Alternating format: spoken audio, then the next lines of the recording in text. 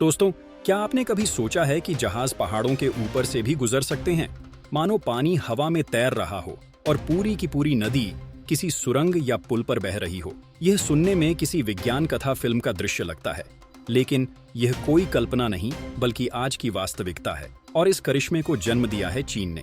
सोचकर देखिए, एक जहाज जो किसी 26 मंजिला इमारत की ऊंचाई तक ऊपर उठ सके, वह भी कुछ ही मिनटों में। तो क्या यह दृश्य किसी चमत्कार से कम होगा? जिस तरह हम भारतीय हिमालय की ऊंचाइयों पर गर्व करते हैं, गंगा यमुना की पवित्र धारा को देखकर भाव विभोर हो जाते हैं, उसी तरह चीन के लोग भी अब गर्व से कहते हैं कि उन्होंने पहाड़ों को चीरकर नदियों को आसमान तक पहुंचा दिया है। और आज मैं आपको इसी रोमांचक यात्रा पर ले जा रहा हूं, जहां हम जानेंगे कि चीन ने यह जादू कैसे किया, जहाजों को पहाड़ों के ऊपर से तैराना कैसे संभव हुआ, और क्या भारत में भी ऐसा करिश्मा हो सकता है। दोस्तों, सबसे पहले समझते हैं कि चीन ने यह अद्भुत काम क्यों और कैसे किया। दुनिया में कुल 10,360 गीगावाट हाइड्रो पावर पैदा होता है, और इसमें अकेले चीन का योगदान है 391 गीगावाट, यानी कुल वैश्विक जल विद्युत उत्पादन का लगभग 1/3 चीन में ही पैदा होता है।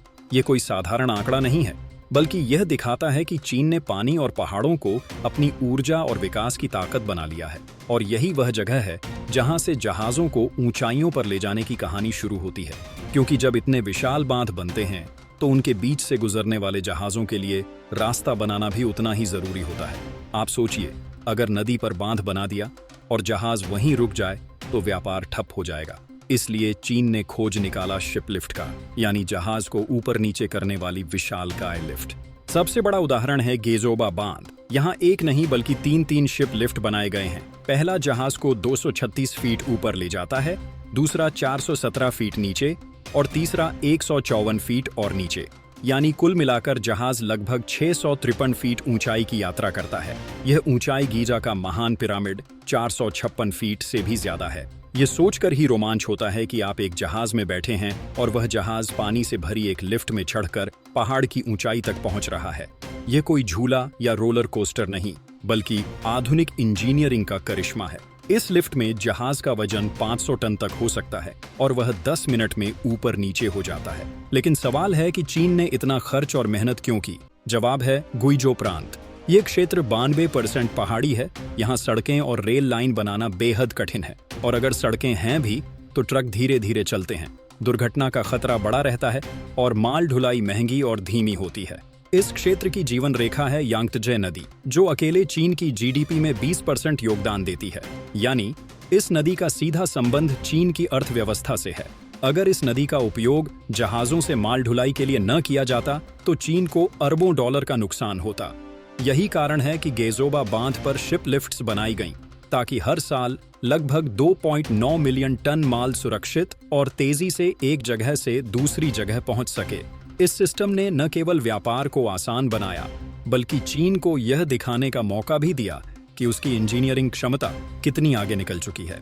अब आइए बात करते हैं दुनिया के सबसे बड़े बांध की, थ्री गॉर्जेस डैम। यह बांध सिर्फ बिजली उत्पादन का केंद्र नहीं है, बल्कि आधुनिक इंजीनियरिंग का सबसे बड़ा प्रतीक भी है। 22.5 गीगावाट की शक्ति उत्पादन क्षमता वाला यह बांध दुनिया का सबसे बड़ा हाइड्रो पावर स्टेशन है। यहाँ का शिप लिफ्ट इतना विशाल है कि इसमें एक बार में 3000 टन तक वजन वाला जहाज रखा जा सकता है और 371 फीट की ऊंचाई तक उठाया जा सकता है। इसका आकार इतना बड़ा है कि इसमें 4 ओलंपिक साइज के स्विमिंग पूल जितना पानी समा सकता है। हालांकि यह लिफ्ट 40 मिनट में काम पूरा करती है, जो गेजोबा की 10 मिनट की गति से धीमी है, लेकिन सुरक्षा और स्थिरता में इसका कोई मुकाबला नहीं। यहाँ जहाज को 4 अलग अलग ड्राइव मैकेनिज्म स्थिर रखते हैं, ताकि भूकंप जैसे झटकों में भी जहाज और लिफ्ट दोनों सुरक्षित रहें।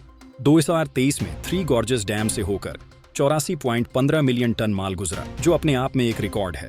पहले यहाँ लॉक्स का सिस्टम था, जिसमें जहाजों को ऊपर नीचे ले जाने में 4 घंटे लग जाते थे। अब वही काम 40 मिनट में होने लगा है। सोचिए, इससे व्यापारिक गति कितनी तेज हो गई होगी और चीन को कितना बड़ा आर्थिक लाभ मिला होगा। यही कारण है कि चीन अब सोच रहा है कि यहाँ एक और शिप लिफ्ट बनाई जाए, ताकि क्षमता दोगुनी हो सके। दोस्तों, अब तक आपने देखा कि चीन ने कैसे अपने बांधों और शिप लिफ्ट्स के जरिए पहाड़ों को चुनौती दी और जहाजों को आसमान तक तैरा कर ले गया। लेकिन यह करिश्मा सिर्फ चीन में ही नहीं हुआ। दुनिया के दूसरे हिस्सों में भी इंसान ने इंजीनियरिंग के ऐसे नमूने बनाए हैं जो किसी सपने जैसे लगते हैं। इसी कड़ी में आता है स्कॉटलैंड का मशहूर फॉल्किर्क व्हील। यह दुनिया का इकलौता सिस्टम है जो जहाजों और पानी को फेरिस व्हील की तरह घुमाकर ऊपर नीचे ले जाता है। सोचकर देखिए, एक विशालकाय पहिया आसमान की ओर उठ रहा है और उसमें भरे हैं जहाज और पानी। 10,015 फीट ऊंचा यह पहिया दो नहरों को जोड़ता है जो 70 सालों से अलग अलग बह रही थी। पहले इन्हें जोड़ने के लिए दर्जनों ताले लॉक्स बनाए गए थे, लेकिन उनका रखरखाव मुश्किल और खर्चीला था। तब इंजीनियरों ने सोचा क्यों न कुछ नया किया जाए, और नतीजा निकला फॉल्किर्क व्हील। यह पहिया एक साथ 600 टन पानी और जहाज को उठाता है, और सबसे दिलचस्प बात यह है कि इसे चलाने के लिए जितनी ऊर्जा चाहिए वह सिर्फ 8 इलेक्ट्रिक केतलियों में पानी उबालने जितनी है। यानी इतना बड़ा सिस्टम भी बेहद ऊर्जा कुशल है। इसका डिजाइन भी कमाल का है, जो सेल्टिक कुल्हाड़ी और व्हेल की पसलियों से प्रेरित है। यानी यह सिर्फ तकनीक ही नहीं बल्कि कला और संस्कृति का भी प्रतीक बन गया। अब सवाल है कि चीन का सिस्टम और स्कॉटलैंड का सिस्टम, दोनों में कौन बेहतर है? अगर हम क्षमता और आकार की बात करें तो चीन बहुत आगे है, क्योंकि वहां के बांध और शिप लिफ्ट्स हजारों टन माल और जहाजों को संभालते हैं। वहीं फॉल्किर्क व्हील आकार में छोटा है, लेकिन इसकी खासियत है इसकी अनोखी डिजाइन और ऊर्जा बचत। यानी यह कहना गलत नहीं होगा कि चीन ने इंजीनियरिंग की शक्ति दिखाई और स्कॉटलैंड ने इंजीनियरिंग की खूबसूरती। लेकिन अब सबसे बड़ा सवाल यह है कि क्या भारत में भी ऐसा हो सकता है? हमारे पास गंगा, यमुना, ब्रह्मपुत्र जैसी नदियां हैं जो हजारों सालों से हमारी सभ्यता की जीवन रेखा रही है। हिमालय की गोद में अनगिनत झरने और जल स्रोत हैं जिनमें अपार हाइड्रो पावर क्षमता छिपी हुई है। आज भी भारत में कई हाइड्रो पावर प्रोजेक्ट चल रहे हैं, लेकिन वे ज्यादातर बिजली उत्पादन तक ही सीमित हैं। अगर भारत चाहे तो चीन की तरह शिप लिफ्ट्स और एक्वाडक्ट्स बनाकर नदियों को व्यापार और परिवहन का भी सबसे बड़ा साधन बना सकता है। जरा सोचिए, अगर ब्रह्मपुत्र के कठिन पहाड़ी इलाकों में जहाज शिप लिफ्ट्स के जरिए ऊपर नीचे होते रहें, तो पूर्वोत्तर भारत का व्यापार कितनी तेजी से बढ़ सकता है। गंगा और यमुना के किनारे बसे शहरों में अगर ऐसा सिस्टम बन जाए तो सड़क और रेल का बोझ कितना कम हो जाएगा। और सबसे बड़ी बात, इससे कार्बन उत्सर्जन घटेगा, सड़क दुर्घटनाएं कम होंगी और समय भी बचेगा। लेकिन साथ ही यह भी सच है कि भारत के सामने चुनौतियां कम नहीं है। यहाँ नदियां मानसून पर निर्भर रहती हैं, कभी बाढ़ आती है तो कभी सूखा पड़ जाता है। चीन में यांगत्जे जैसी स्थिर और विशाल नदी है, जबकि भारत में नदियों का प्रवाह हर मौसम में बदलता है। इसके अलावा इतनी बड़ी परियोजनाएं बनाने के लिए अरबों डॉलर की लागत और सालों का समय चाहिए। राजनीतिक इच्छा शक्ति और तकनीकी क्षमता भी उतनी ही जरूरी है। लेकिन अगर चीन और स्कॉटलैंड कर सकते हैं तो भारत क्यों नहीं? आखिर हमारे पास भी इंजीनियरिंग प्रतिभा की कोई कमी नहीं है। जरूरत है तो बस एक बड़े विजन की, जो यह सोच सके कि नदियां सिर्फ पूजा और सिंचाई का साधन नहीं बल्कि हमारी अर्थव्यवस्था की रीढ़ भी बन सकती है। अब आइए पूरी कहानी का निष्कर्ष निकालते हैं। चीन ने गेजोबा और थ्री गॉर्जेस जैसे बांधों के जरिए यह साबित कर दिया कि इंसान चाहे तो पहाड़ों को झुका सकता है और नदियों को आसमान तक पहुंचा सकता है। स्कॉटलैंड ने फॉल्किर्क व्हील के जरिए यह दिखाया कि इंजीनियरिंग सिर्फ ताकत नहीं बल्कि रचनात्मकता और सौंदर्य का संगम भी हो सकती है। और भारत के लिए यह कहानी एक प्रेरणा है कि अगर हमें अपनी नदियों की असली ताकत पहचाननी है तो हमें भी ऐसे बड़े सपने देखने होंगे।